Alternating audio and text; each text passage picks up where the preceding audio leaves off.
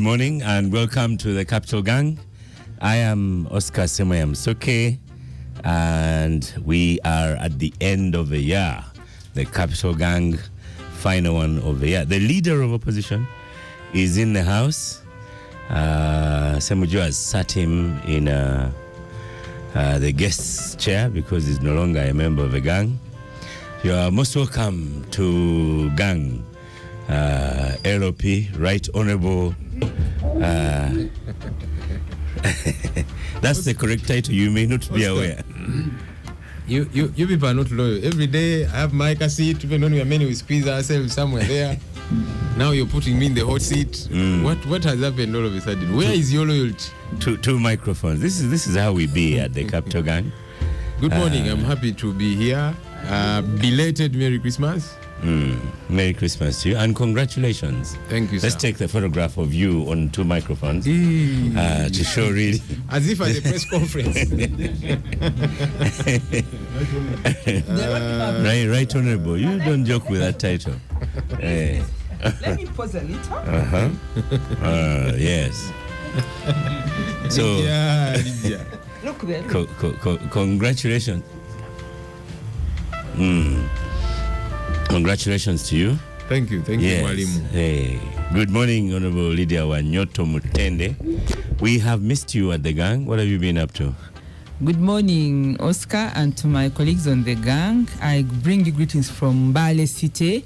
And today we have a very big marathon campaign to raise money for the Nakaloke Center Mosque. And all of you, Capital Gang, by the end of this show, please give me some money so that I can take a brick so that I can take and we complete our very big project.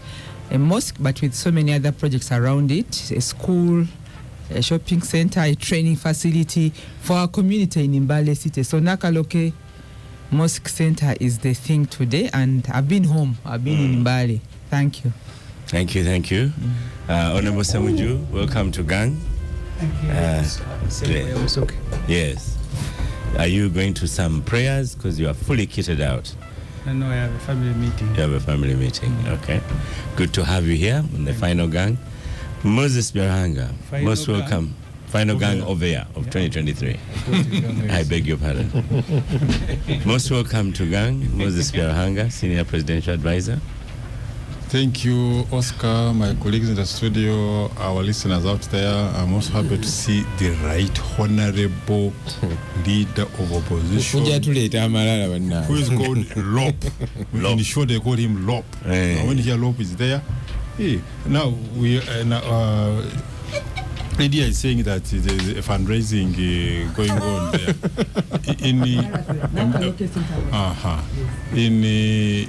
In security hierarchies, when you have the senior most person there, when they talk with everybody else talk. Now that we have a leader of opposition, I see where this is going. Nakaloke Center Mosque is done with the leader of opposition in the house. Thank you so when much. The leader of opposition does, I'm going to Mbale straight after here. Makes a contribution. Nakaloke Center means Mosque. all of us at the I've made a contribution. It is good You know can this. actually announce your content on the air. People in Mbale say all are listening to Capital Gang because I promised them I'll do the marathon on that gang. Lydia is like the MCs we find at functions. Yeah. Honorable has arrived. Honorable, first come on the microphone. Hey. Okay. Not my problem. Abdul Katunto, I hope he's on the way. I had expected him to be here to tell us about the NAM preparations. Namfka sent a message, is on the way.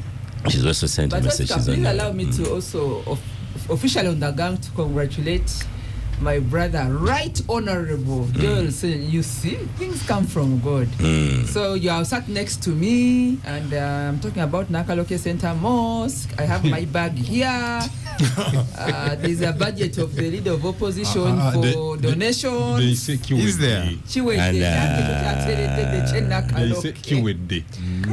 So far, he hasn't succumbed to the convoy. I hope he doesn't succumb to the convoy and becomes a real prisoner like those before him. Right. So, Moses, seeing that Abdu is not yet here, what in short, what is the NAM about? There is one for the speakers, and I couldn't talk much about it. Maybe Honorable Semuju. Then there is the other one. Yeah. Let's start with the one that is coming up The one coming, next week. I would rather somebody in Parliament talks about it. Abdu is involved in the meeting of Commonwealth speakers. They'll be coming. I think those meetings. He's actually the chairperson of the organizing committee. Yeah. So that meeting is in Munyonyo That's the one beginning next week. On the 3rd? on 3rd. 3rd Yeah. January. And I'm told the That 40 is speakers Wednesday. have confirmed. So that's the meeting that Abdu is involved in. So this meeting, they are regular. So they move from country to country. So it's now our turn to host. To host speakers. And what is the theme? What are they going to be talking about? I know, because I live in the area, I know that they are doing roads, day and night. Yesterday I was at a function at Munyonyo, and they were also doing roads around it, so we had to go around. Yeah, but that's how we prepare for meetings.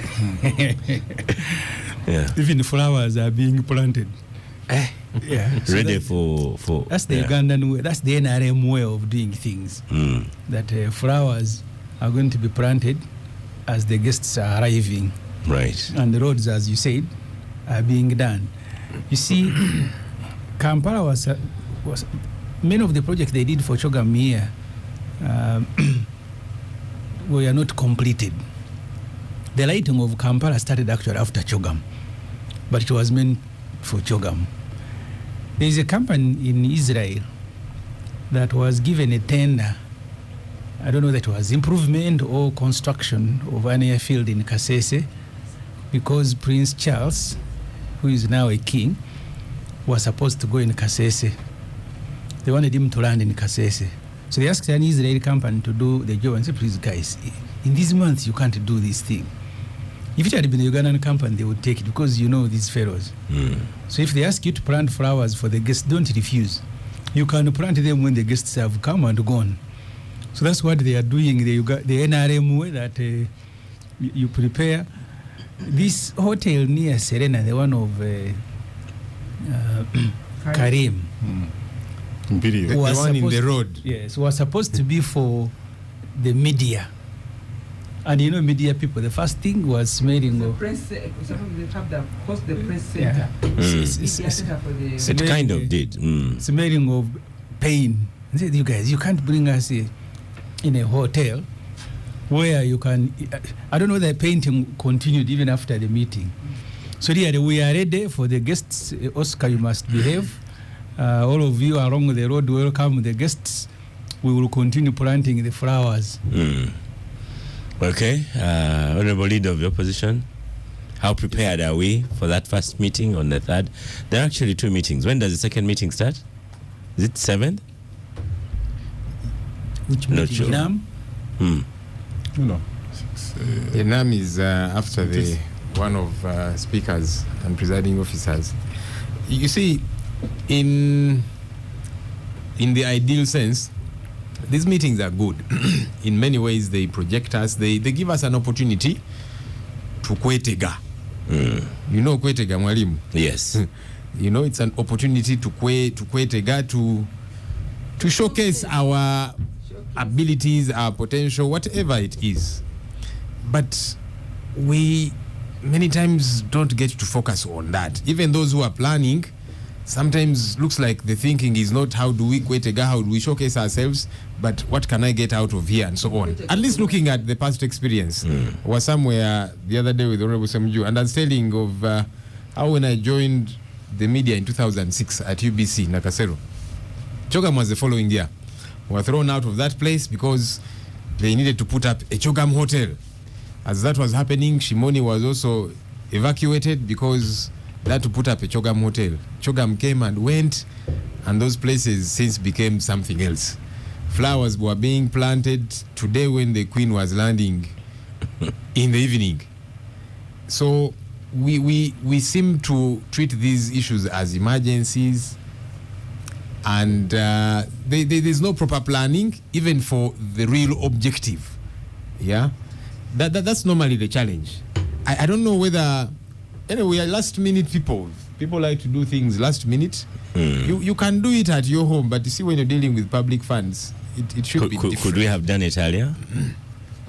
I think so, because have we just known? But we are waiting to see how these ones do play out, because meetings have been happening, I'm told, and so on. Let's wait and see. Hopefully there's going to be value for money. Hopefully the real objectives will come through. Hopefully money will be properly accounted for, because that's the other issue. Whenever there's these big meetings, after the meeting there happens a huge scandal. Well, How money was stolen, not accounted for, and as Honorable Samji was telling us elsewhere we were. People like to do these things last minute, because there all the rules are thrown out the window. You saying, look, this is an emergency. Avail the money quickly, and we shall sort ourselves. So I hope that's not what will happen after these meetings. But let's wait and see. yes. Lydia? What should we look forward to? We look forward to starting the year in a very high gear, because the meeting for the speakers and the presiding officers of Parliament is third, a day after next week. So you can imagine starting a year Wednesday with the conference tourism, if I may call it. So I really want us to thank God for this, but also continue in the same spirit. The more meetings we get to our country, the more promotion in terms of stability and in terms of destinations, whether it is tourism or conference tourism as we call it. So then thereafter there is NAM, then there's the G77. These are details that my brother Moses can talk more about to inform our public. And we want to see the spaces for the Ugandans showcasing what they can sell, what they can promote, whether they have hotels where people can visit, whether they have food transport industry chains, what are they exporting. We've been seeing the whole of last year many efforts to export Ugandan products. Let's have side events. Let's have side events for these conferences to showcase which Uganda company is selling what or is exporting what, or which destinations can our products and our goods which we are producing go to. We want to do business. We want to do production. Let it be our resolutions for next year as we enter January of 2024 on Monday. Now that we even have our new brand here, this should be his first campaign. Let Ugandans earn some support, earn some money, because even if you people are in politics in Parliament, you also need money. It's very difficult to lead people who are hungry, people who are hustling. So let's all focus on business and some level of income to our people. Then we'll be able to say we are leading Ugandans, but Ugandans with some level of welfare, with some level of income. And one of the best, because we are land connected, one of our best ways to showcase ourselves are to do this conference tourism. So personally, for me, Oscar, I'm happy, but I would like to see the organizers expressing every effort to ensure that Ugandans can showcase. Nancy here has a business firm. She has a client. They can have a stall somewhere on a side event to show what they can sell, what they can market internationally or even back home here. So whatever you are organizing, I've seen people going to Munyonyo, looking at Munyonyo, but even on the walkways, allow Ugandans to showcase, those who have crafts, those who have business farms where they can give their cards, those who can have video clips where they can play to show out what they are doing. I think that Moses here has a farm. Can Moses have a 1 second clip to show about the farm? Tear gas arrest. Which one? Moses has cows, he has milk, he has yogurt. Moses, I've not seen yogurt today. Where's our new yogurt? So what? So thank you, Lydia. I don't know how people can do those things because they are locked out. You're most welcome to Gang. Comes here without yogurt. Nafi, most welcome to Gang. Thank you, Oscar. Good morning to our listeners. I hope you're all enjoying the holiday season. Yeah. So let's begin before we review the year. Congratulated him here personally. I even sent him a message on WhatsApp. I have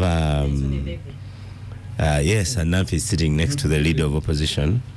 And the leader of opposition. You did know that he got a baby boy.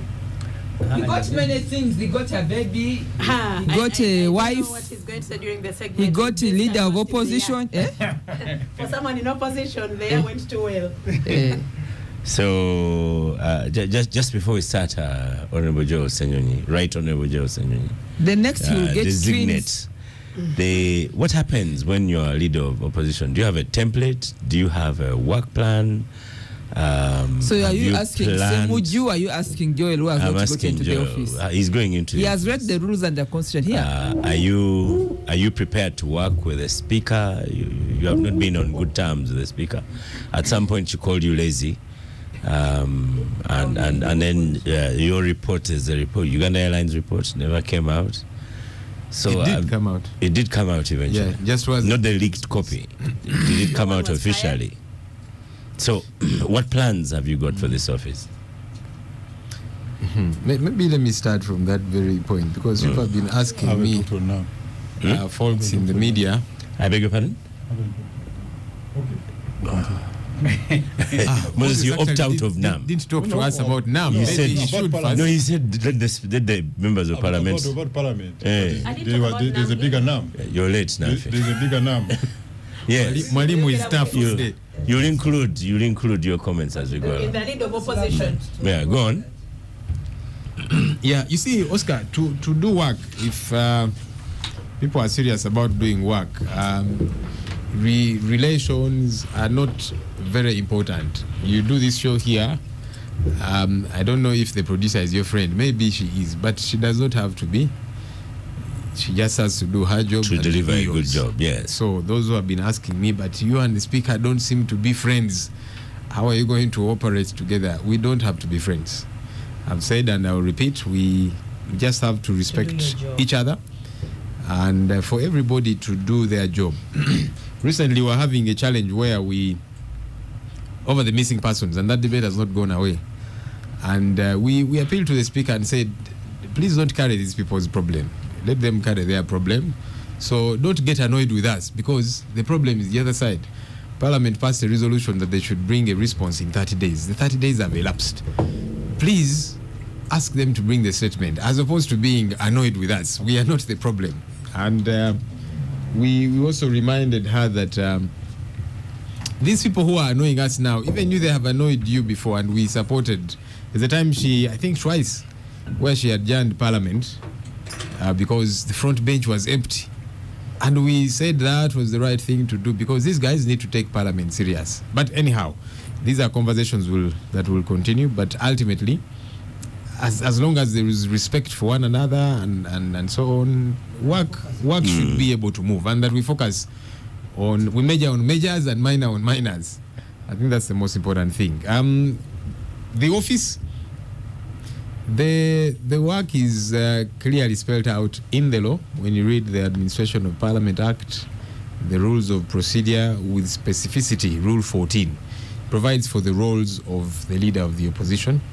And sub-rule 1 says the cardinal role of the leader of the opposition is to keep the government in check. That can mean many different things, because government, which has the mantle, has got certain deliverables. It's our duty to ensure that we hold them accountable on those, whether it be service delivery, whether it be accounting for taxpayer money, whether it be giving accountability on issues like human rights. Because it's important. You wield the machinery, state machinery, and so on. How are you using all of that? People have been killed, others have been disappeared, and so on and so forth. These are issues that we hope to bring to the fore. I'm glad that in my mind, I've already made up my mind that this shall not be a one-man show. There's a very able team that I'll be working with, the shadow cabinet, committee chairpersons, but even the bigger bulk of the opposition. I intend to rely on them a great deal. A number of these people have been in Parliament much, much longer than myself, the Semujus and others. I intend to rely on them a great deal. So I believe work will be a lot easier for me, because when you're surrounded by all these people who have experience, who know what ought to be done, it eases things, doesn't it? Yes, sir. Okay, thank you. We wish you all the best. You know, Thank as you. our gang member, that's how it is. And going forward for the next 2.5 years, we shall always have you in the hot seat. Yes. So, Moses, I had a response. I sent out a tweet and saying the good, the bad, and the ugly of 2024. Choose what you'd like to speak about. There's one response I got. I said the year climaxed with retired speakers' cars, 3.5 trillion supplementary budget, a coup attempt that got 30 plus court-martialed, USA unending sanctions against Uganda. Are the Mabati buried? What about Muslim properties attempted sale? What does blessing gays but not their unions by the Catholic priests mean? 600 delegates to Dubai COP, and so on. A long list of... this is another one. So I don't know, Moses, you could pick on which one you'd like to begin with. Or, Honorable, yes. I know that you, from your article this week, you have presented Uganda as one of the best countries in East Africa. We are doing very well. You know the way... Best in what? In economy, in shilling. You know, Moses, and how he points out. I read his article word for word. And for him, he'd put at Uganda, we are in a very good place. Well, first of all, let me comment on about the NAM conference. This is going to be the 19th summit from 15th to 20th of January. It will be in Kampala, Munyonyo. From 21st to 23rd, it will be followed by the G7 plus China, G77 plus China. When you're going to take over the chairmanship of NAM, it will take 3 years, so until 2027. So Uganda will be chairing. For the G77, it's 1 year chairmanship. It's called G77 plus China. Lydia here was talking about what Uganda offers. Yes, there will be a business forum where businesses can interact, showcase and interact. These two or three, if you start with the speakers conference next week, are good for the country, are good for the economy. One, on tourism, they are good for tourism. Two, they are good to bring in foreign currency. You see, one of the challenges now in many African countries is the shortage of foreign currency as a result of spending so much money on imports. So many of them don't have foreign currency. I remember sometime around February, March, I talked to two manufacturers in Uganda, and they were saying they were finding it difficult in exporting to two of East African countries because getting dollars out of those countries was a problem. They didn't have, and many other African countries, including some of our neighbors, have been rationing out, giving out dollars. If you want, in fact, there's a country which has in the neighborhood, which we couldn't withdraw more than $10,000 at a go, even though you had $1 million on your account, they couldn't do so. But so now brings me to the article you referred to. My article you have referred to is that yes, Uganda has performed relatively well. In the last 1 year, our exports have increased from about $4.2 billion to $6.7 billion. That increase in exports is there. Part of the exports which were increased is coffee. In the last coffee year, from October 2022 to September 2023, returns from coffee were $940 million. The previous year having been about 870. We have exported more gold. We We have exported more industrial products within the region. If you compare, and most of our exports go to DRC, they go to Kenya, they go to Tanzania and South Sudan. We had a trade surplus within East Africa. We exported more to East Africa than we imported from East Africa. We exported more to COMESA than we imported from COMESA. Yes, that's a fact. Those are facts, Honorable Semojo. We exported more to East Africa than we imported from East Africa. We exported more to COMESA countries than we imported from COMESA. Now, all these are good for the country. So if you make an evaluation at the end of this conference by end of January, and if you target very well, normally December, January, the dollar rate comes down because of the inflows. Now, these conferences, the three conferences, the Speakers Conference, the G77, and the NAM, are going to bring in more dollars in the country.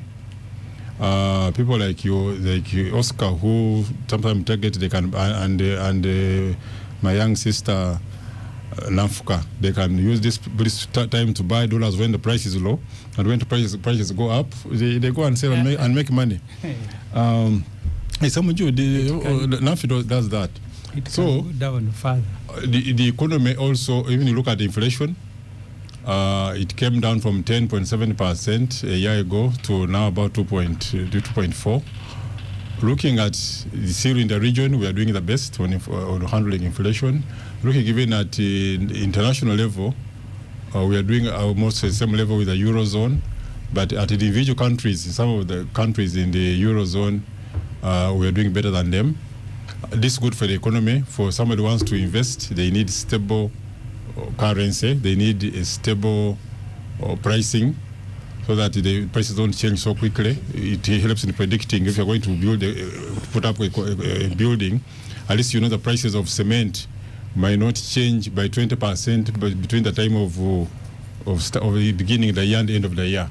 If the prices are going to change relatively small, 3%, something like that, that can be easily absorbed within the economy. So we need to do more. Now that we have started in the last financial year, we gave out money for PDM. The absorption it depends on some areas doing better, others doing well, but on the whole, you can say about 80% of the recipients have received their money for the last financial year. Where there are some challenges, there are very few. And when this money goes into economic production, the challenge now will be how do you deal with the produce. That's something we need to work on both in government, in parliament, in the opposition, because we are dealing with our country, Uganda. So all in all, I can say the economy is doing well. Okay. We could do better. We could do better, and there's more room to improve. Thank you, Moses. He lives in an alternate universe, but I don't blame him. You see, who was it? Betty Kamia told us that in their V8 they don't fill the potholes. Yeah, she said you need to fight hard for yourself. For yourself, because for them and fight they the have corrupt their people. Life, and their analysis, and they judge the economy and the status quo from high up there in their universe. So when you hear him say things like the economy is not doing so badly, let's try to understand where he's coming from. So Oscar, what's your question today? What's your highlight for 2023? Oscar, let me first talk about NAM. You didn't give me a chance because you claimed I was late, which is not true. It was gone. Yes, I think number one, we need to advertise more this conference, because many people could benefit from it and not there, and are not aware. You find people who, lawyers, engineers, and people who should know about this conference, and they don't.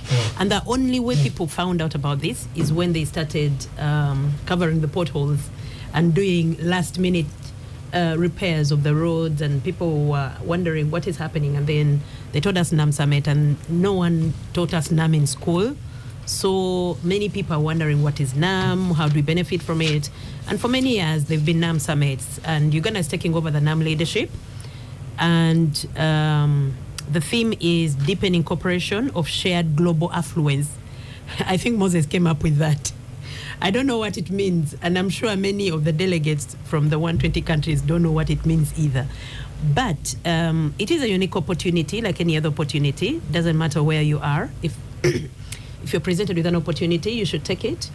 I think hotels will benefit a lot from it, but government needs to push the NAM narrative more so that the country and the citizenry understand what they can gain from this and how they can utilize this opportunity. And just reaching out to government organization bodies which shame us all the time. When you have visitors, at least where I grew up, you do your best, Moses. So I hope Uganda Airlines is picking people on time from where they are and is not telling them that the plane didn't turn up today. I hope the roadworks are finished on time and we don't cover the delegates, the poor delegates, with dust.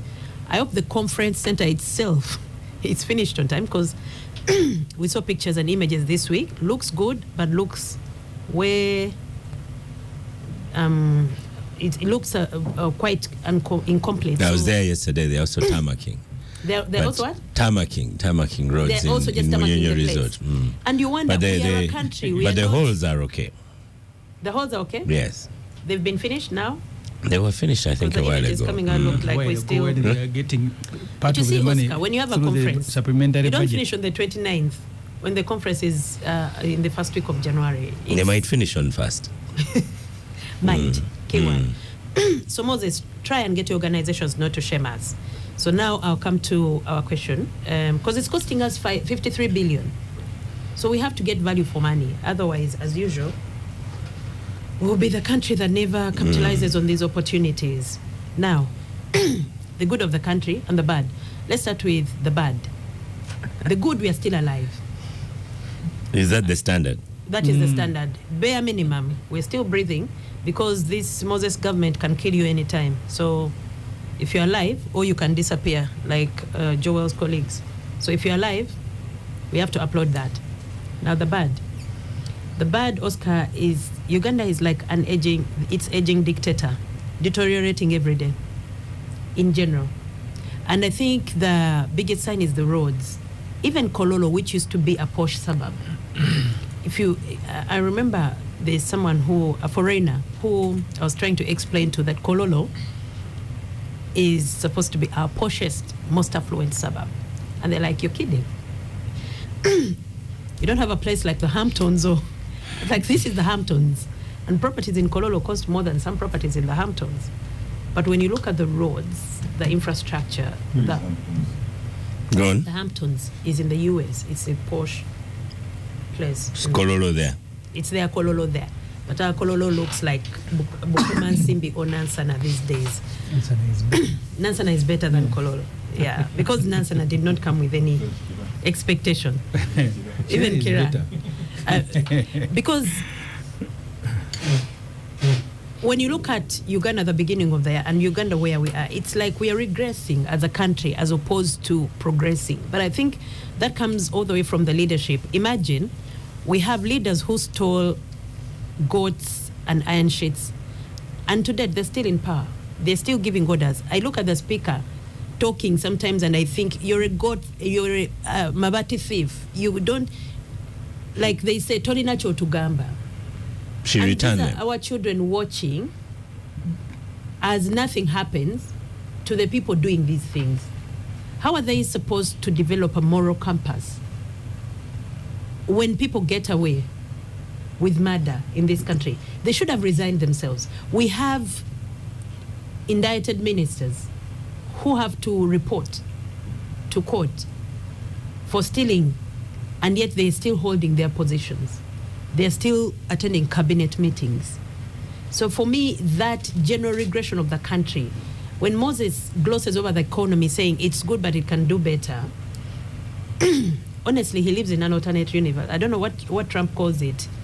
The falsehoods by the newspapers, there's a name he gives it, where they just have their own truth, which they propagate, hoping that the public then catches onto it.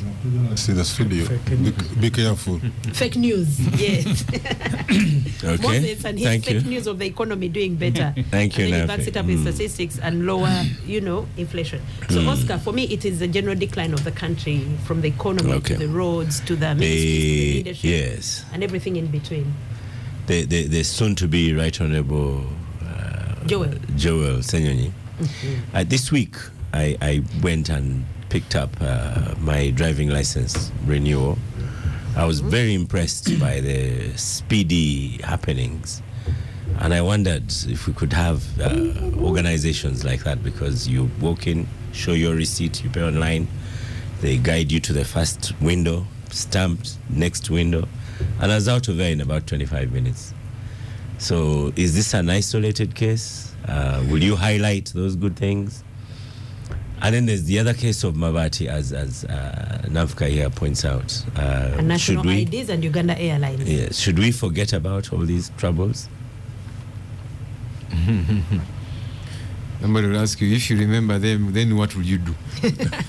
you know, it's sad we have gotten to that place that the folks who should be fixing things, will at times look you in the face and say, Toina Chutugamba, what will you do about this? This year has been one of those, a mixed bag. Sometimes we seem to take 2 steps forward and then we take 3 steps backwards, which is problematic. So you keep in a vicious cycle of sorts. Moses says that our economy has grown. Sometimes it's good to establish what is causing figures to go up a little bit. And again, those figures, we need to be careful with them. GDP per capita and so on. So we are 7 people in this room currently. Yeah. Mwalimu might be having 5 million in his pocket. Patricia has 10. Moses has 20. Semuju has 100K. Senyonyi has 50K. Nafi has 10. But you see, I'm the one with 100K. You give. I'm the teacher here. Give good examples. They'll tell us GDP per capita. You get the total divided by the number of us here, and then they'll say that each of us has 1 million shillings. Yeah. But Semuju is saying, wait, I have 100K. What do you mean I have 1 million shillings? Joe, sorry for the interruption. When Moses writes these things, I'm prepping myself in week 2 of January to start challenging him. I might even go back to writing articles. Because I'd like him to walk with me in Chigo and point out to those people that you are doing very well. Exports have gone up. Yeah. He'll tell them. You see, because he's shameless. Shameless people are like that. They'll look you in the face and say, aren't you happy? You are okay. They slap you and then tell you, aren't you happy? Say yes. Say yes. So there are things that have brought a bit of money into our jurisdiction. Foreign direct investments with the oil and so on. Some have said it's mostly because of speculation, whatever the case might be. But yeah, there are some guys that have brought money. It has yet to spread to many folks out there. But the fact that some of that came in, Moses will tell you, but there's more money in the economy, people are generally a lot better. But there are indicators that should worry us in as far as the economy is concerned. Whether you look at the macro level or the micro level, problematic things. The other day, we were talking about our fiscal debt, which is growing by the day. Currently, we owe 97 trillion shillings. Can you imagine that? 97, and you see, it keeps growing. I think when we go back to Parliament in the first week, there might be some other loans approved very quickly. And because you should see what we are using the money for. That's the other thing I was going to talk about. So, number one, the debt keeps growing. The safe space to be in is when the debt to GDP ratio is below 50%. Now we are above the pass mark, as it were. We are outdoing ourselves. It is, Moses. And buying V8 cars for former speakers, spending money for goat herding, spending 13 billion on musicians, classified budget for State House 85 billion, unquestioned. The leader opposition will not be interrupted. He will. Thank you. I'm supporting him and his case. He's making a very, very valid point. So before we went into recess, Bank of Uganda told us we were at about 52%, that debt to GDP ratio. But we keep borrowing. So it keeps going higher and higher and higher. And the challenge is, you're borrowing this money, what usage are you putting it to? It's possible, even as an individual, to borrow money and then you inject it into something progressive. But even as an individual, you're borrowing money to marry a wife, to, I don't know, buy a bigger car and so on. You find that our priorities are the wrong side up. Yes. Government is doing a lot more borrowing locally. Now, that affects the teacher who is going to the same banks to borrow some money to put up a kiosk, a side business, or even other business people at whichever level. When you're competing with government locally for that money, the interest rates are going to be through the roof.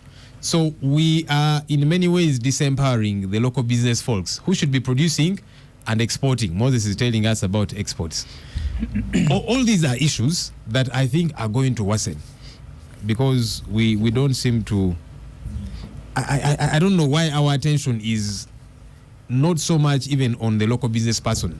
We give red carpets to these foreign investors, as we call them. They come, we give them land, we give them tax holidays for years, we even guarantee them money, and they turn out to be the chupuli guys. But our local folks whom we should be empowering, some of the economies we keep talking about, China and so on, they decided to empower their local business folks. And that's why every country you go to, you find a Chinese product. Because government there is serious about, let's empower these fellows who shall be able to export a lot more. I don't see us doing that. And yet it should be common sense. But there are other issues that we have struggled with that might spill over into 2024. Service delivery has been a huge problem. We're talking about the roads in Kampala. Kampala contributes about 60% to the national pass. But you look at Kampala. There's no road that you can start and end in Kampala that is smooth. There's none that I see. Somebody was telling you it is your face, There- then you're busy doing it, cleaning the buttocks. And that's Did Haji actually say that? Is I'm sure I can. But it Nafi is makes off sense. air. Eh? Nafi is off air. Yeah, but that's You what see- I said. I didn't hear it. Now you hear it. And it's a reality in many respects, because you see, aside from this being your face, it is what produces for you most money, 60%. That means if you inject therein, you have capacity to get a lot more. But we are not doing that. You look at our city and everything is in a mess. There's a particular road, several roads anyway. You see business persons telling you, because of the mess and the dust and so on, even customers are not coming to buy our small little food. Now that woman will come and cook food, and by the end of the day she's gotten about 2 or so customers. It gets to that small scale. We don't like to think of these things, but somehow you are pumping more money into State House. Somebody the other day told us State House spends about 1.8 billion shillings per day. By the end of the year, it turns out he needs to revise that figure. It is a different story altogether. You see how much money we are pumping into, I don't know, behavioral change. What on earth is that exactly? These are avenues where money is pumped therein to be stolen. But there's critical things that we can spend money on. Of course, and then several other issues. The Balalo question, it hit the charts. It has yet to go away. Because the folks there are saying, look, you cannot just come and you want to roughshod over us. I wait to see what happens next year, because some 70 said, okay, whoever has not fenced off their cows, we are going to confiscate them. And some are rushing to fence off even that land which is not theirs. I don't think that was a remedy. If we don't address it properly, there might be a challenge. And several other issues, We human had rights a long violations. discussion, yes. We have been engulfed in that. It is not about to go away. We are insisting missing persons must be produced. If you think they have committed an offense, produce them in court, so that they battle with that issue. But even those that have been in jail 3-4 years, their cases are not kicking off. Why? The state is still looking for evidence. Release the person on bail as you go and concoct your evidence from wherever. Moses, thank you. My person was Okay. raised. Honorable Semuju, Noawine Jose says, Oscar, my major 2023 highlight was Mabati saga. The Mabati spoke a lot. If there's any item that can make noise while being stolen, it's really the iron sheets. And they really made noise for themselves against the thieves and for quite a long period in 2023. What stands out for you, 2023? There's also the issue of a mosque and the president's letter. This year, officially, President Museveni became 79. So he's 80 next year. He will be 80. He has underlined the word officially. Yeah, because he said he doesn't know when he was Yes, born. he said he died. No, that's true. And we don't have a scientific method to determine. Mm. And at 79, he developed appetite for parties. Parties he didn't know when he still had a lot of energy. You saw almost his family. Parties for pleasure. Yeah. Mouth is for it. You saw him even throwing a wedding, that he was unable to have a wedding when he was, at the time he got married. So at 79, there was a very big wedding. His son was also throwing parties one after another, that he had become, I don't know, 40-something. And then one of the girls also did. So one of the highlights of the year is the appetite by our leaders for luxury. And it can best be demonstrated by those sort of events. For us who are thinking of Mabati, kidney transplant is good. For you, I think about Museveni's age and the parties he's having. Because Museveni runs the country, is the CEO. So there is no way you're going to speak about a company and you don't speak about the CEO, Oscar. So you can speak about cooks and sweepers. Me, I want to focus on the CEO. So the CEO is throwing parties for a company that is doing bad. That's the point. And giving away cars. So that, Oscar, concerns me more than the sweepers and the cleaners. And that explains many things, Oscar. Let me begin with one before I deal with the question you've asked. In Africa, the longest serving president as of today is of Equatorial Guinea, Obiang Nguema, 43 years in power, is 8 years old. Followed by Biya, 40 years in power, of Cameroon, who is 89, by Nguesso of Congo, 78-year-old in power, 38. Museveni is at 37, is number 4 in Africa. These sort of leaders are always internationally profiled as a problem. Any meeting like in NAM, they will get all the drums in the country, go to junctions and beat them that we are such a good country, leaders are coming here. The reason they don't care about the potholes in Kampala, because Mr. Museveni's interest in these sort of meetings is a photograph that the world has accepted me. You have seen they were here, so don't continue making noise. The world is okay with me. So that's going to be the biggest achievement of this meeting, not the inflow as Moses Biaruhanga is presenting. If you read Bank of Uganda reports, and I want to encourage everybody to keep reading those reports, they are quarterly reports. We are a country that is in trouble. Bank of Uganda says this year our foreign reserves were encroached on because we are unable to service our foreign debt. That's official by Bank of Uganda. Our foreign reserves were encroached on because we are unable to service the foreign debt. But also, for the first time in many years, we are unable to service our domestic debt. And that's why in the budget, Uganda's budget, the item for servicing loans, managing loans, has now grown to 20 trillion. Because for the domestic debt, every year we are now required to pay 7 trillion. Even the money that they have just shared, this one of supplementary, 3 trillion. we are going to go back to the same banks to borrow.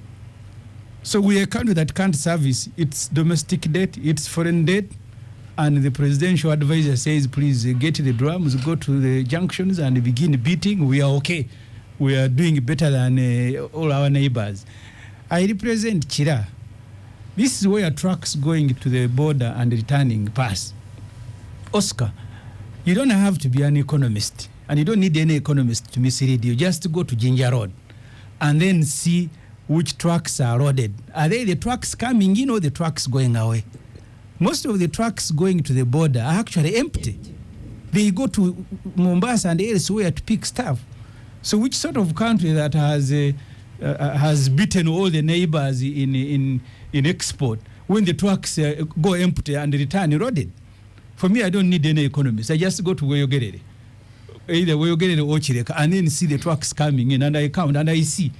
And then that's where I get my figures from. I don't need to get them from Biaranga, whose job now, I think, mainly in the State House is to cook figures and then to present them as if they are real. So the economy is not doing well, Oscar. I told people for the first time, I have been in Parliament 13 years, we were being paid in bits, MPs. This has never happened for the last 13 years I've been in Parliament. Just reduce your salaries and you won't be paid in bits. Even if they are reduced, if you don't have money, then we started asking ourselves, are they following alphabetical order? They haven't paid me. No, they have paid some people. So this has happened this year that we are ending for the economy being presented by Moses Biaranga as an economy doing well. We are not doing well. And then you had problems of the World Bank because of the anti-homosexual bill. Yes, which I supported and I still support. That, but I think there are other issues over the fourth longest serving, because the whites can find something, but I don't think entirely these sanctions and the refusal to give us money was just because of this bill, this act. It is also because of many other things, including violation of human rights.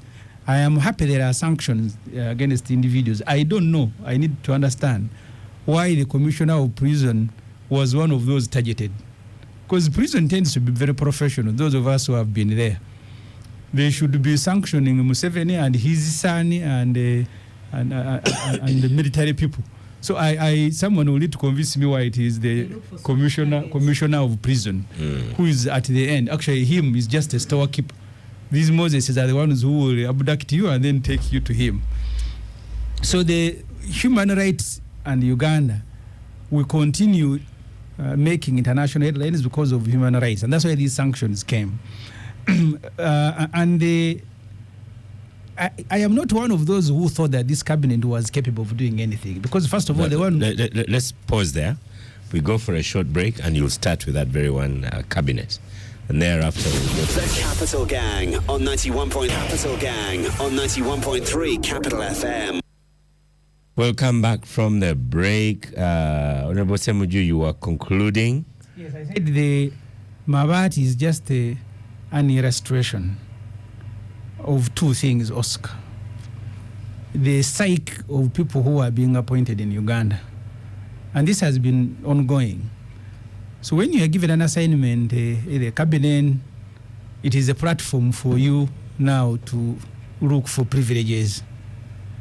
You remember the Kabakumba, I think, was the worst story. The one who went with the, because I think there was nothing to take, so she went with the UBC mast. So that's the psyche of many people who are appointed by M7. I have given you something, please now you can serve yourself. So that's why the supervisor of cabinet, together with her subordinate, sat down and shared the Mabat for Karamoja and the money for goats, and M7 did not take action. So that represents the psyche, and that's why I don't think M7 cares when he's appointing people. And then the second thing is the level of competence.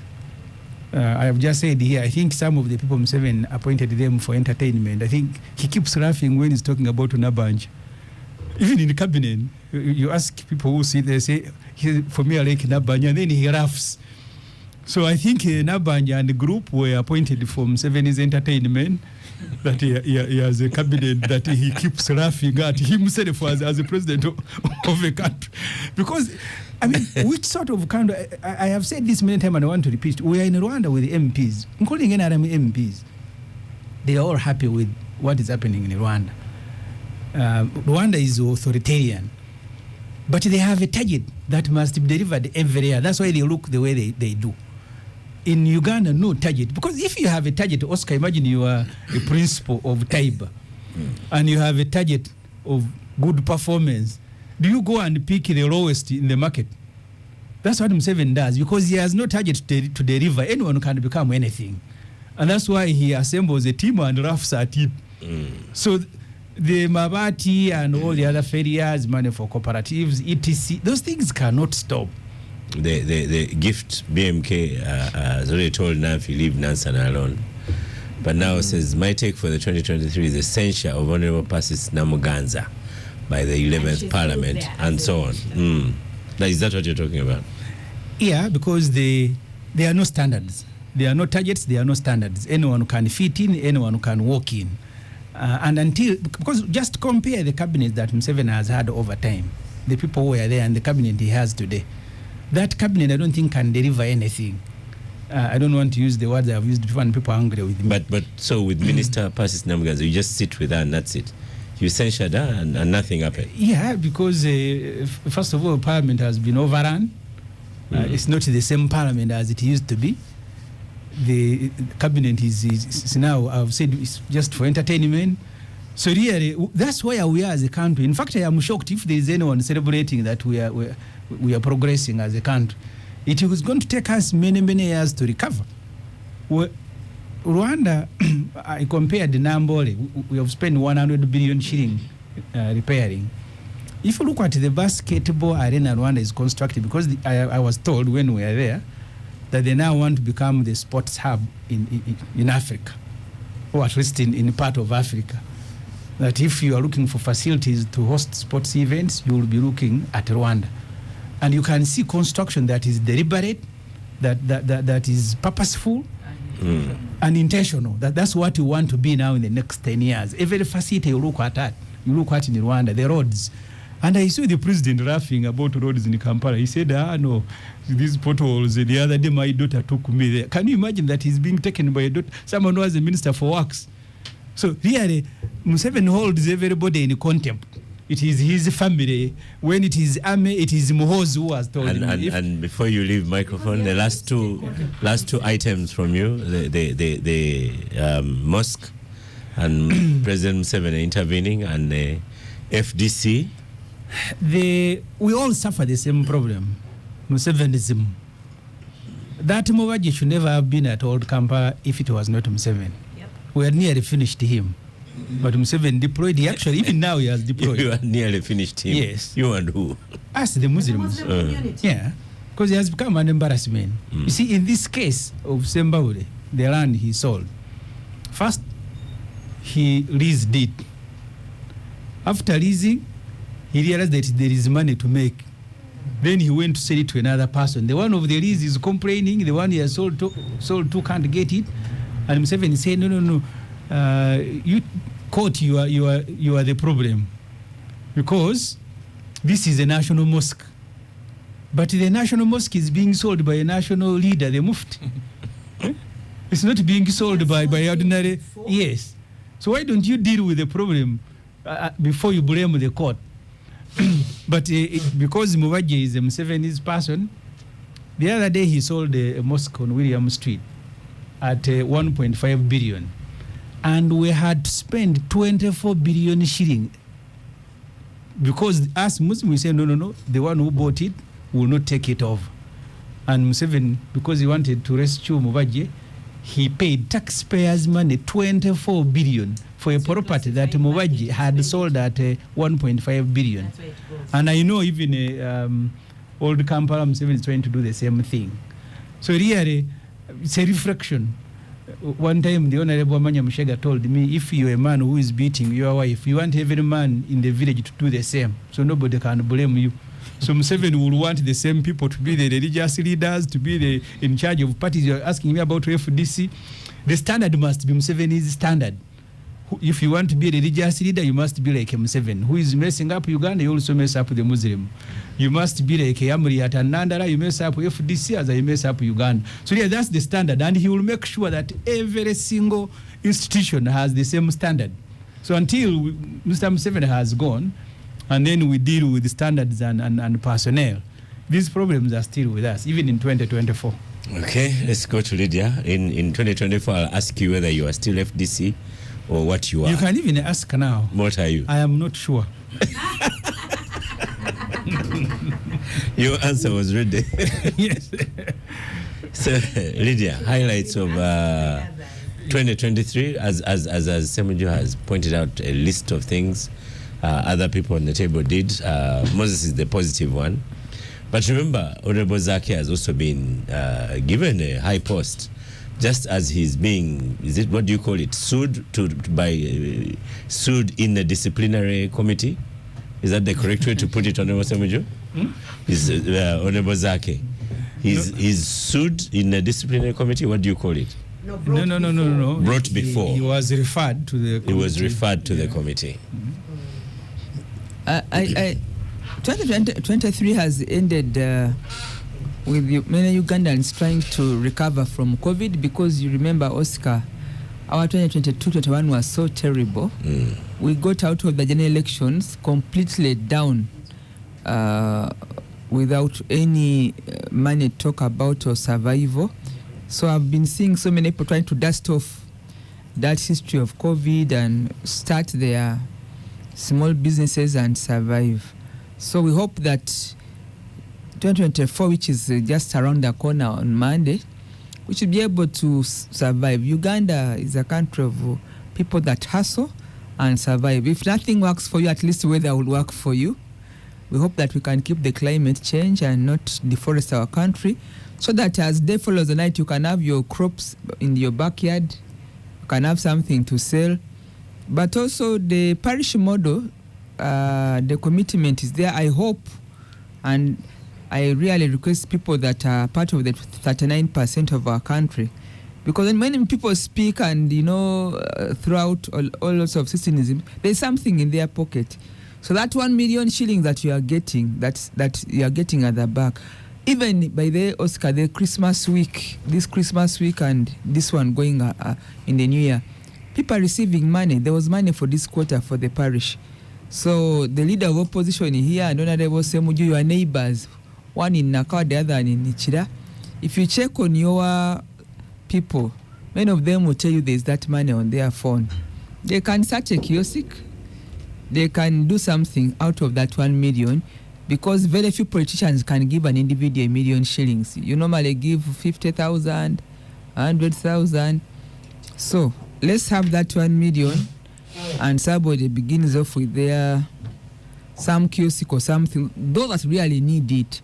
So for me, I hope that we can roll this money even next year, Oscar, so that it works for people, and that should be able to help them have informed choices even for their leaders, so that 1,000 or 10,000 cannot make you choose a leader, because you have your 1 million that has kept you going, and you're not really starving, or that you are trying to survive by putting up something you can sell or you can multiply.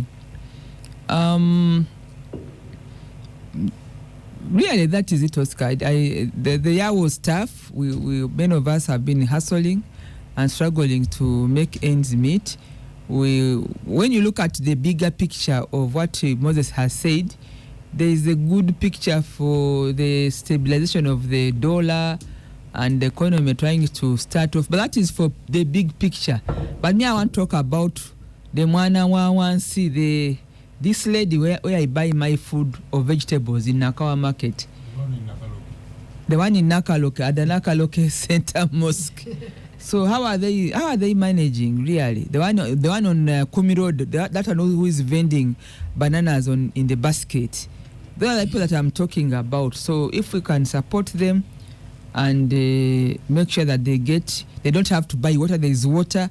When they go to the hospital, the services are there. They get their medication, and then when they go to the market, they're able to sell and go back home with something that they cannot get easily from their courtyard. They're the people I'm talking about, and I hope that this campaign can go on, and we make sure that the parish model works for people. And like Moses has reminded me, especially those people at Nakaloke Center Mosque, because that area by there has people selling bananas, bogoya, on the highway to Teso.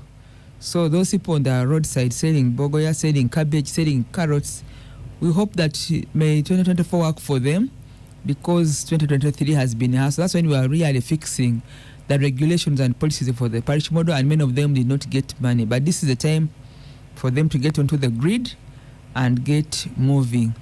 On the big picture, I saw a lot of progress in the oil sector in terms of our oil. Maybe Moses can speak more to this. We made progress. I could see launching of some wells, the pipeline is moving. But those are the bigger things. Mine really, or that I'm a policy level, I have a lot of interest in what's happening on this lady. Like I've described, the one selling bananas on the street to Teso, the one in Nakaloke, the one on Kumi Road in my home area in Mbale City. Yeah. I want to see that life changing, and that's when we can be talking about how we are moving from 2023 to 2024. Dr. Mara But says, finally, just to recognize this, I don't have the figures. You say that Moses is good at figures, he can help me. But electricity has reached Mbale, and there is connectivity up to the villages.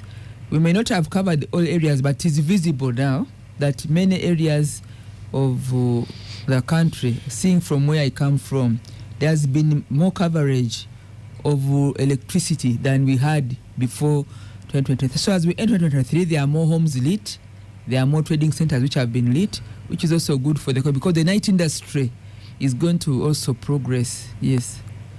Lydia, Dr. Namara tells you, please recognize the success of Mulago kidney transplant. Professor Frank Asimwe and the big team, congrats to them. Had you heard about that?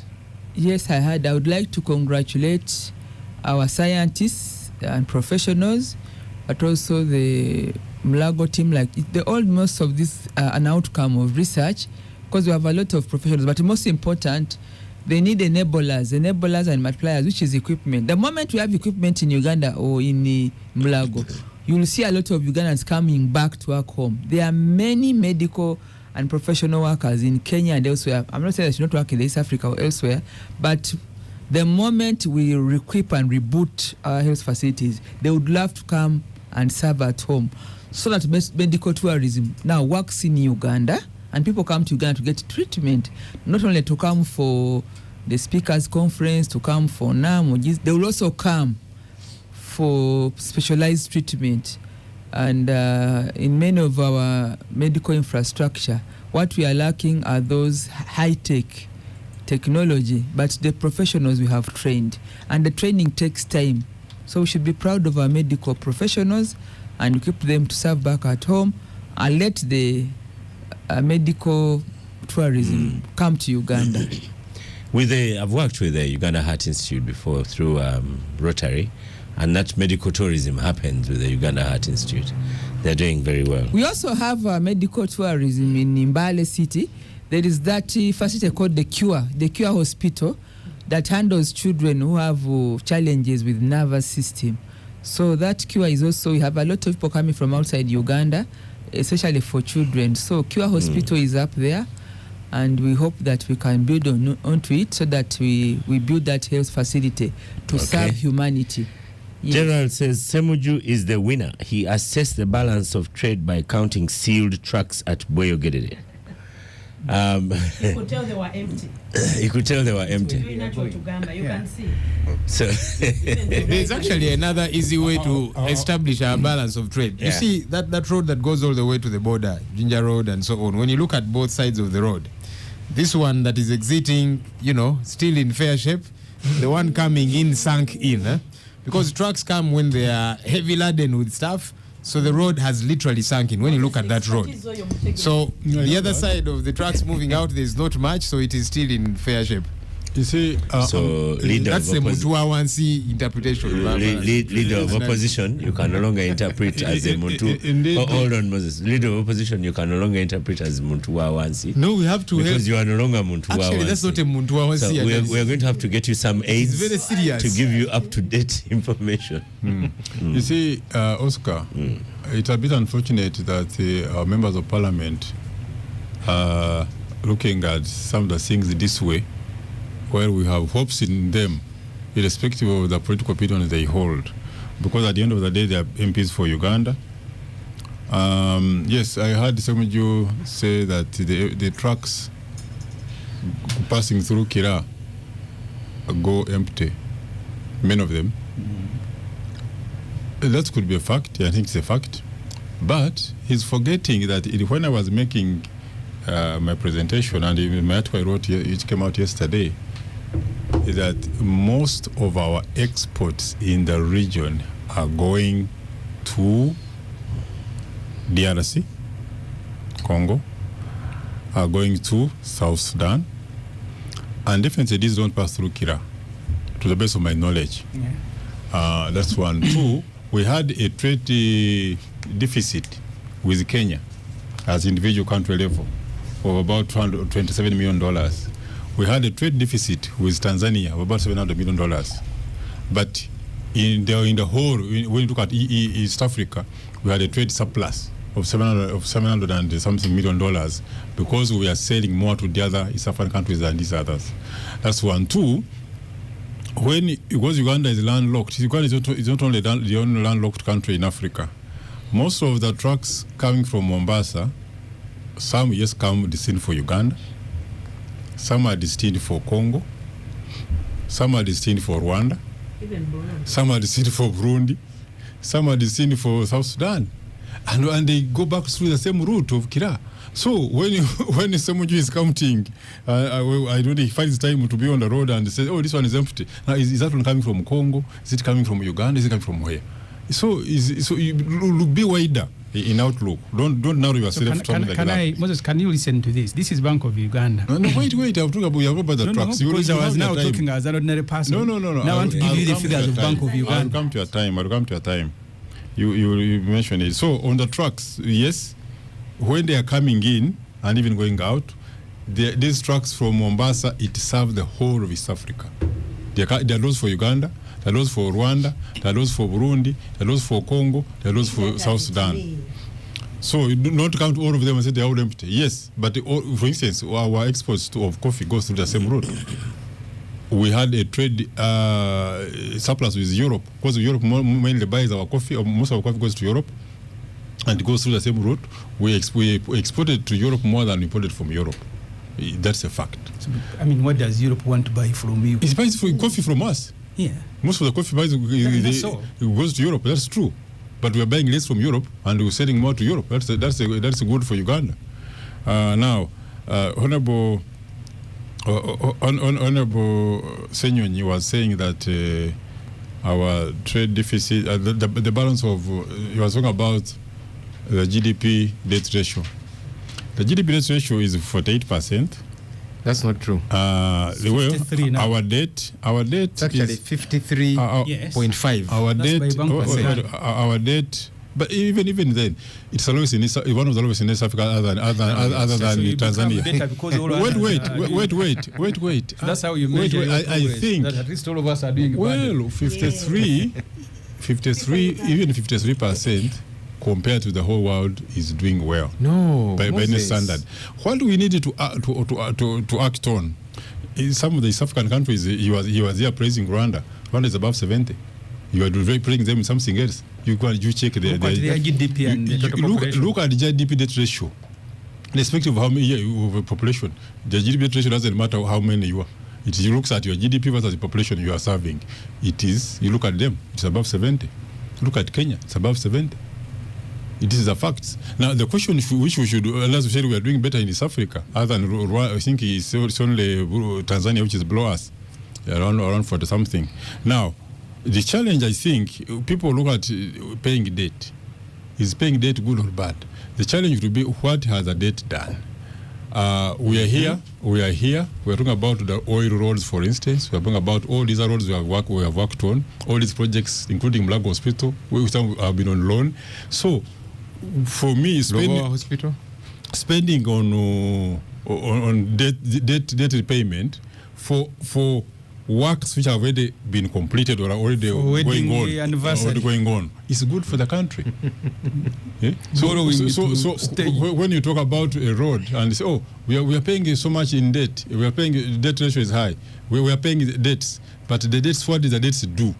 In fact, maybe what which Parliament should be asking the Minister of Finance to present to Parliament is, okay, we are passing that money to pay debts, but these debts, in which debts are we paying for? What did they do? Account to Parliament, I have no problem with that. They will show you this road is this, where the road to the Kira road which is being worked on to up to Kasangati and going through is your borrowed money. Now, do you want that road done or not done? All these roads we are talking about, the Kampala roads, Honorable Senyonyi is from Nakawa. The roads that from Mobs up to the other side they are working on. This money is borrowed money, you should be able to pay it. So the challenge would be, ask the Minister of Finance, when you are talking about money, you are paying out debts, what did the debts do? It's good to account. It's good to you see it and using the roads. I want to compare roads in Kampala and using the roads. In fact, I see some in very good shape, like the oil roads are doing very well.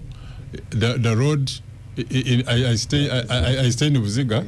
The Lukuli road is one of the best roads in town. Yes, we need to do much more for Kampala roads, and I think for Kampala roads, the challenge has not been money. The good thing the daughter has showed the president. The challenge has not been money. We had been promised that the construction of work will start in February this year. Dorothy Chisaka came here and told us the challenge was money. But it wasn't money. Because you see, listen. The roads which were supposed to have started in February, money had already been borrowed, and by the time you allocate, you give out a contract to a contractor, money is already there. By NRM standards, it is okay. Semuju, listen. By the time you give out, you award a contract, the money is already there. These contracts had been awarded. Works was supposed to have started in February. There was delays in the procurement system. It's not that it was lack of money. It was lack of money. Wait. Now in the budget, in the budget, which very well. But in the budget for the next financial year, I'm sure Honorable Semuju, you have just looked through it. They presented the budget framework paper last week or the other week. There is money for the Greater Kampala roads. That is the entire Kampala, Wakiso, where you are an MP, and the neighboring Mukono. These roads are going to be worked on. But it's the money you're borrowing to do, and then tomorrow when you pay a loan, and then you say, then tomorrow you say, why are you paying a loan? So should we borrow and work on the roads in Kampala or not? Okay, thank you. Hold on, Nafka, hold on. Let's start with Nafka. Yes. Now, Honorable, the leader of opposition said that when we empower only foreign investors and leave out the local investors, that's not true. If you look at the investment code, all the benefits which accrue to a foreign investor, the same benefits accrue to a local investor with a minimum requirement. For instance, to get a 10-year tax holiday for a foreign investor, you must invest at least a minimum of $10 million. For a local investor, it's $700,000 investment if your investment is within the Greater Kampala. If it is outside the Greater Kampala, the requirement is $150,000. You will get the same benefits like the foreign investor. Okay. Yeah. Thank you. A minute for Honorable Semuju Namfi. This is the State of the Economy report by Bank of Uganda. I'll just read for you one paragraph. Uganda's external position remained fragile. This is dated. This is March 2023. Uganda's external position remained fragile in the 12th month to March 2023, weighed down by headwinds occasioned by the unabating Russia-Ukraine crisis that led to the deteriorating terms of trade and surges in outflow of portfolio capital as global interest rates sharply rose amid high external debt service obligation. The current account deficit remains high and elevated by historical standards, while financing shrunk. On the back of the war-induced upsurges in the global commodity prices and tightening of global financial conditions, the current account deficit at 3,851.3 million remained high by historical standards, with all sub-accounts excluding the secondary income account registered deteriorations. Overall balance of payment deficit of $1 billion was registered in the year to March 2023. A reversal from a balance of payment surplus of $738 million recorded in the previous year. Financing of the current account was mainly from FDI and drawdown on international reserves. The estimated stock of our foreign reserves at the end of March 2023 was $3.6 billion, lower than $4.4 billion at the end of March 2022. So this is the Bank of Uganda report, Moses. Yeah, but you see, and this is the situation. The challenge you have, yes, that was the situation then. We're talking about too much. So what miracle has happened? We're talking about a situation in December 2023. Yes, the supplementary budget. The supplementary budget that government. No way. The supplementary budget passed in this December. Government said you're going to borrow. We don't have money. We're not saying there's no point of borrowing, but that does not stop. See, yes. So you are now borrowing to go and stage parties, wedding anniversary. Wait, listen.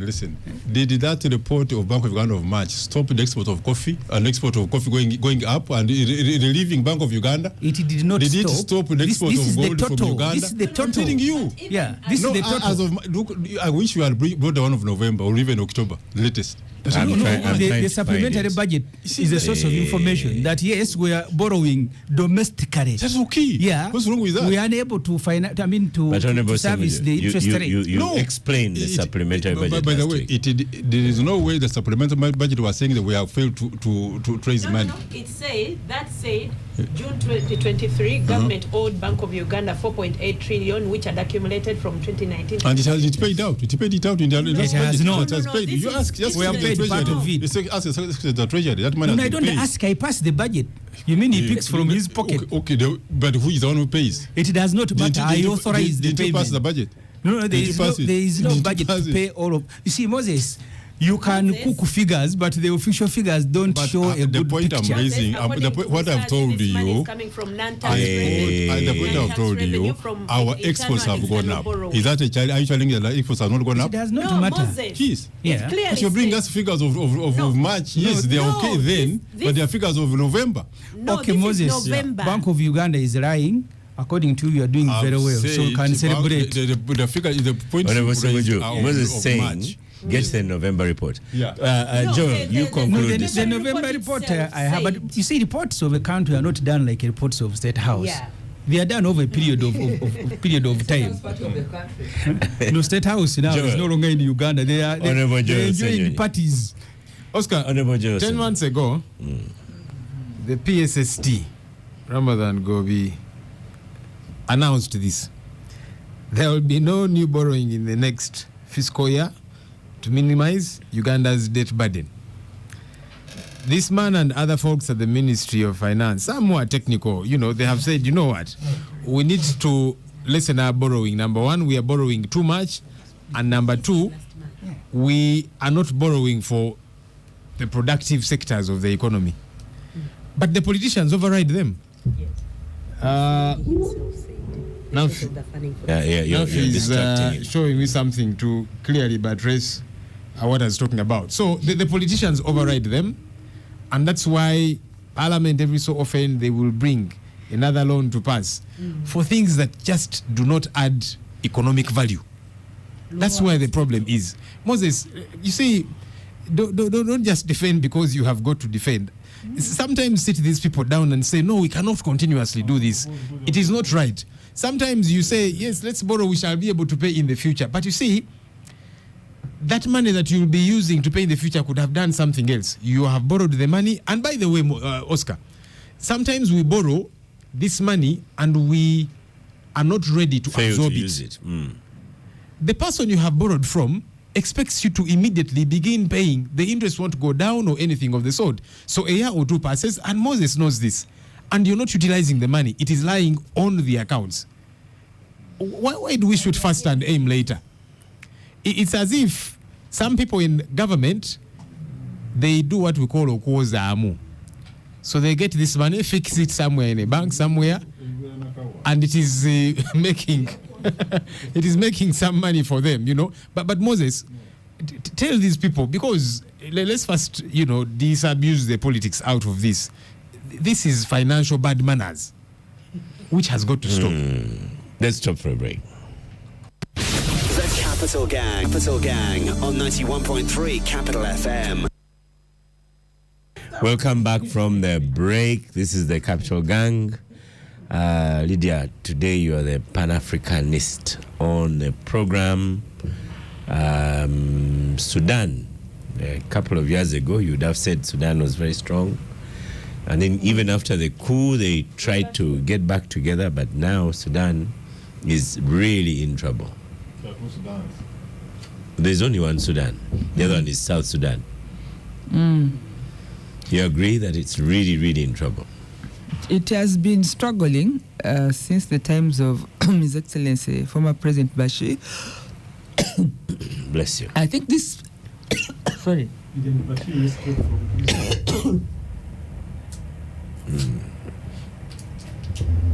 In Africa, after coups, post-coup eras, the leader of opposition has handed you a bottle of have water not worked well. that you can take for now. Thank you. This is a good beginning. So after the bottle of water, then money for Nakaloke Center Mosque.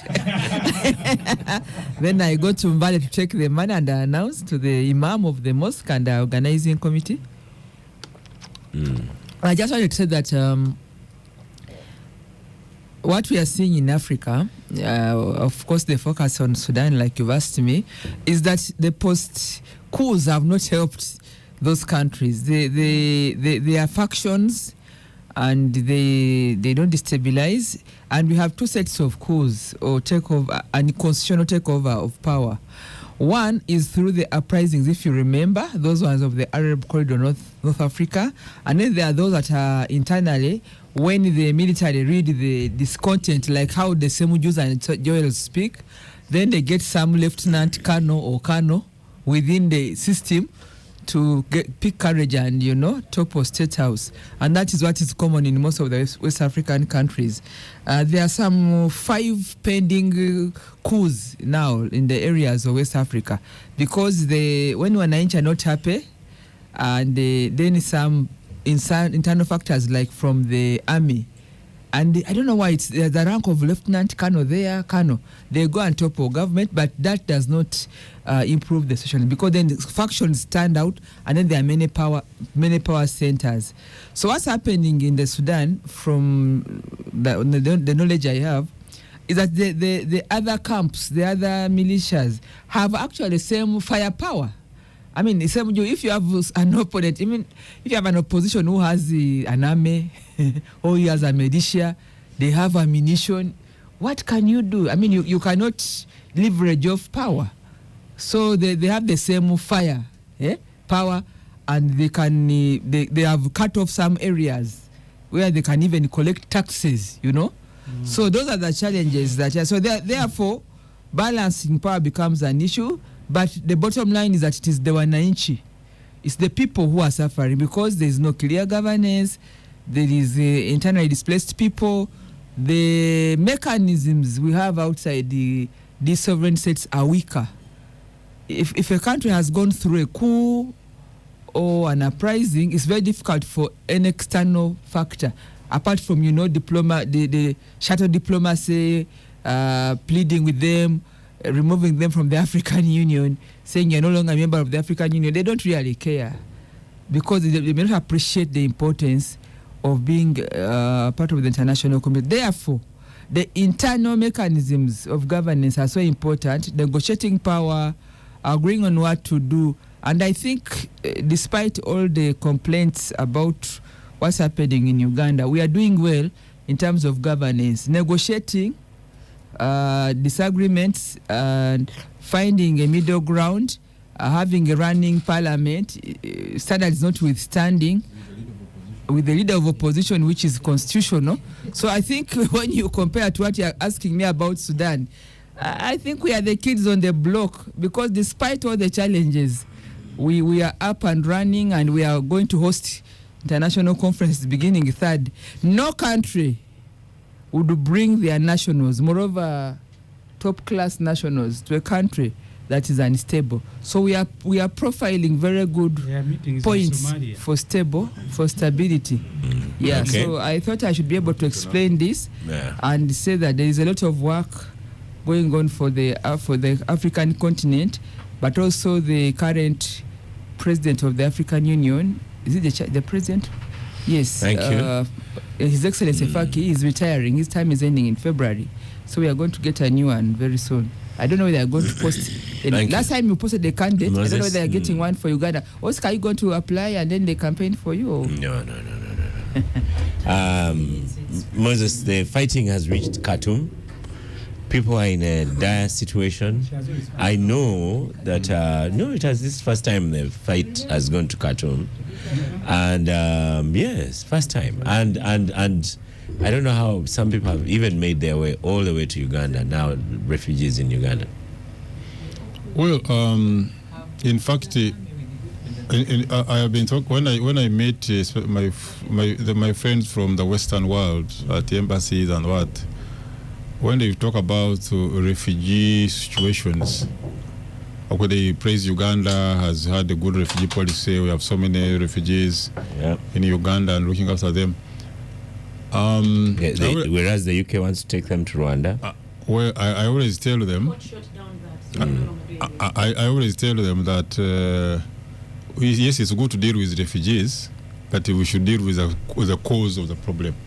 If you're going to be deeper, the instability in some of the African countries. How do we help deal with the situation? You find most of them have not necessarily Sudan have had, for instance, our neighbor here in Congo, DRC.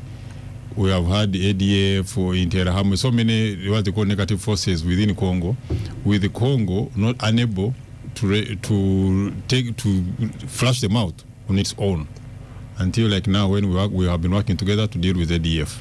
So the international community should be looking at these countries building the first thing a national army, democratize, like Lydia was talking about, have a national army, then democratize. But sometimes when there is a coup, the first thing you hear people talk about, when are you having elections? Okay, fine, elections are okay.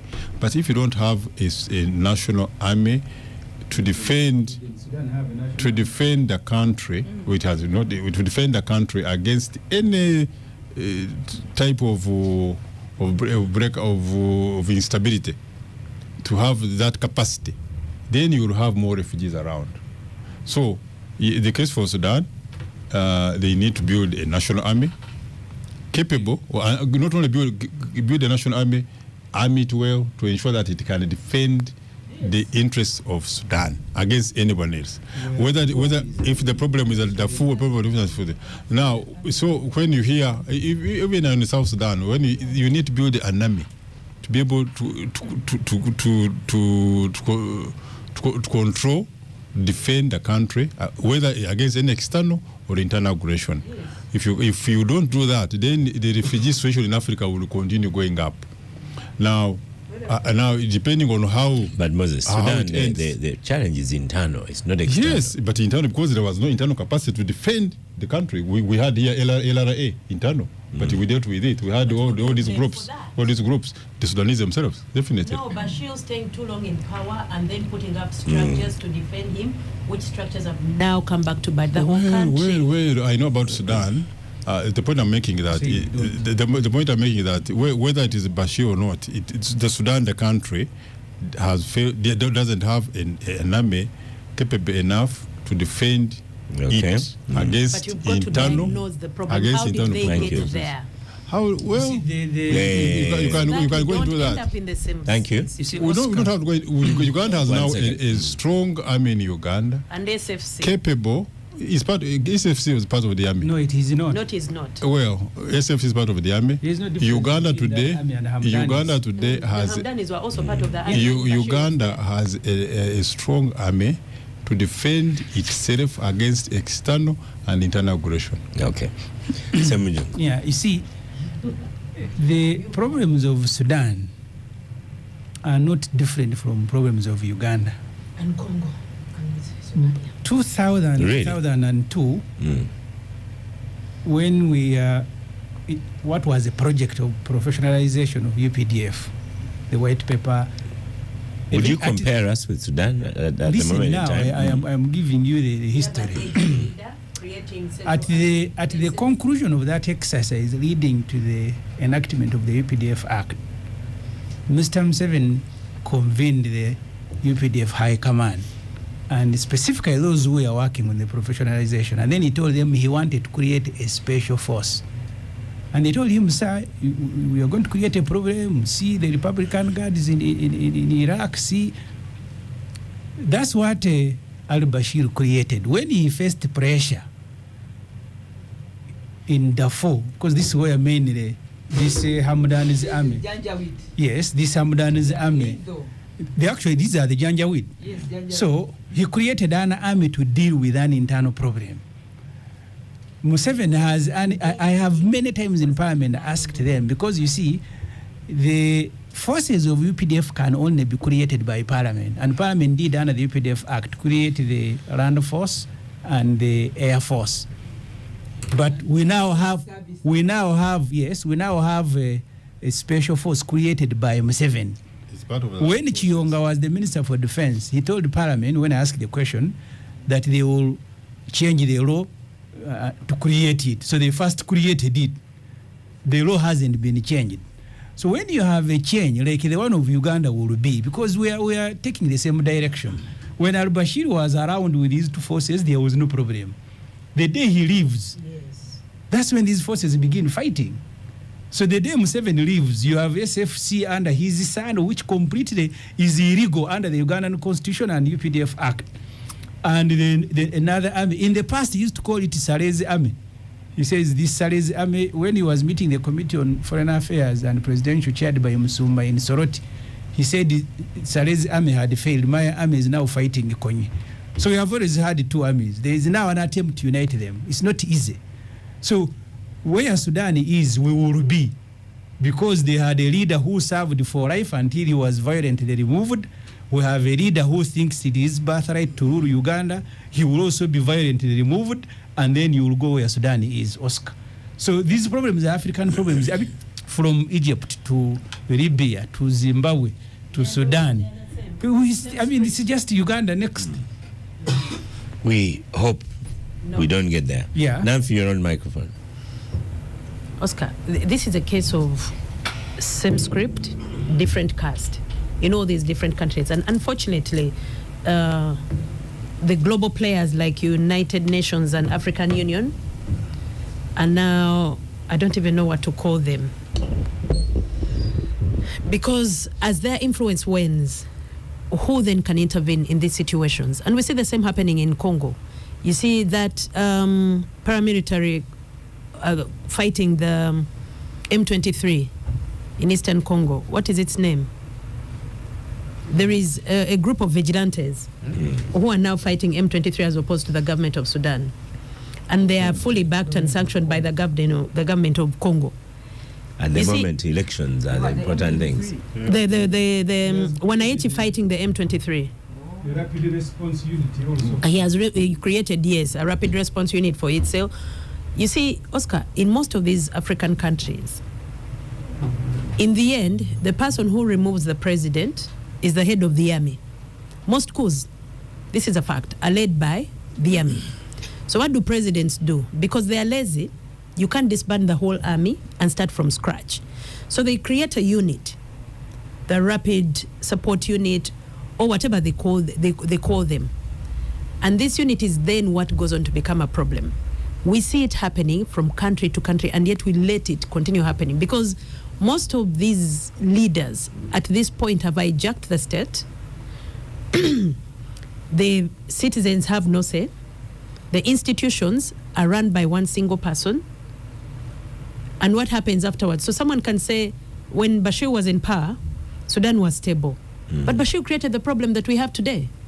You see, every time you have an artificial stability, it's only a matter of time. When you leave a vacuum that then creates this problem.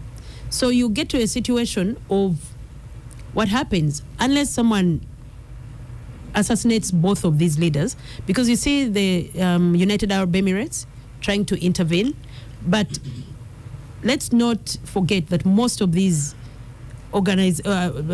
these factions are supported by outside forces. So before you even start thinking of the Sudan paramilitary force backing down, let's go to whoever is supporting them and the interests of whoever is supporting them. Sit down around the table, and that is when you'll find a solution, because at the heart of every conflict, there is an outsider. When you look at M23, we know its supporters. When you look at the Sudan government, we know its support, the current government. When you look at the paramilitaries fighting them, we know their backers. Because have you seen any armed factory in Sudan? We have one in Kapeka, but not enough to even sustain a civil war. So you have to look at who is funding these people, and that is where the conversations should start before you even try to find solutions. Otherwise, you have a protracted civil war for the next 5 years. And what happens? The economy suffers, the people suffer for what? For the egos of two men. Indeed. Moses, before we have LOP close this discussion, the suffering of the Sudanese people, and international news is picking up on Gaza and everything else. Should Sudanese people give up? Is no one caring for them? No, well, the Sudanese should be able to sort out the problem. They're not sorting it out. With the help of them. But you see, part of the challenges of Sudan has also been, even when they were relatively stable, the biggest challenge even during Bashir's time was the identification of who is Sudanese. Yeah. You know what has been going on in Darfur? Before the South Sudan broke off, the idea was creating an Islamic state. Some of these areas, like now, some people in South Sudan are mainly Christians. In Darfur, it's also a mixture. So that was also a bad precedent of trying to create an Islamic state. Even today, as there's fighting in Khartoum, you don't know what the situation in Darfur would be. Whoever takes over control of Khartoum, how will they take the people in Darfur as part of Sudan, or they regard them as blacks who are mainly non-Muslim? And do they still want, whoever takes over, will they want to create an Islamic state? So the suffering is unfortunate. I wish, as Namfi is saying, if there are any backers, if they could come closer and say, okay, forget about, there's a lot of death, there's a lot of suffering, how can we create harmony and unity? But a bigger picture would be a Sudan which comes out of this war must be a Sudan where everybody is considered Sudanese irrespective of their religion and ethnic background. Okay. On a sad note, I wish to mention here that as you saw me moving out of the studio about rice, I received a telephone call that my father-in-law passed on this morning at IHK. As a family, we have lost a great man, about 96 years. He was a leader in Buremba area in Kazo. The Mzee Christopher Barenzi has passed on this morning as a family. More details will come out. It's unfortunate. Yeah. Very, very sad. Honorable, Right Honorable Joe Senyonyi, designates on Sudan. Firstly, commiserations to Moses and his family on the passing of Muzei. 96 years, It's a good maybe innings. as you mourn, I'm sure you'll be celebrating his life. Because, yeah. Now, Sudan, you see, Oscar, power consumes people and they become a mess, a shadow of their former past. When Mr. Museveni and his group were capturing power, they said, we want to do different. He said, the past regimes have not handed over power peacefully. That's why there's always been revolts, because they've not done things right. For us, we want to just stabilize and then hand over power. But you see, the longer you stay, have a tighter grip, the same situation gets to happen. And that's what we are seeing in Sudan after Bashir and so on. Now there's all these that were fomenting quietly. There's something called the Rapid Support Forces, which is fighting with the army there. They've captured a state called Gezira. And even World Food Program is saying we cannot take food there because these guys have cut it off completely. So people are on the verge. In fact, some are dying, not because of bullets or whatever, but starvation and hunger, because nothing is happening. But some civilians are saying, even when you release us, we are not able to go anywhere because the army and the RSF are fighting heavily.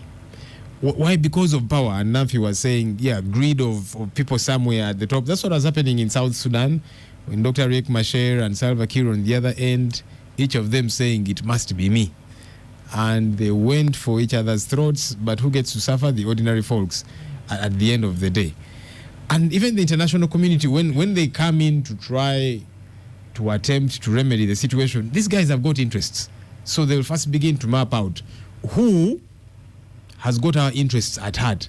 That's the one they will fund, whether publicly or quietly, with arms and so on. And so they foment this a lot more. Because for some of them, some, might not be all, but some of them, it even works for their interests when certain regions are destabilized. They're able to do whatever it is that they want to do, which is sad.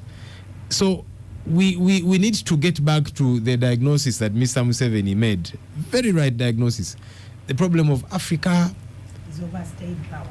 In fact, they said the problem of Uganda and Africa in general are leaders who overstay in power. You overstay in power and think nobody else can. Without election. He amended that along the way.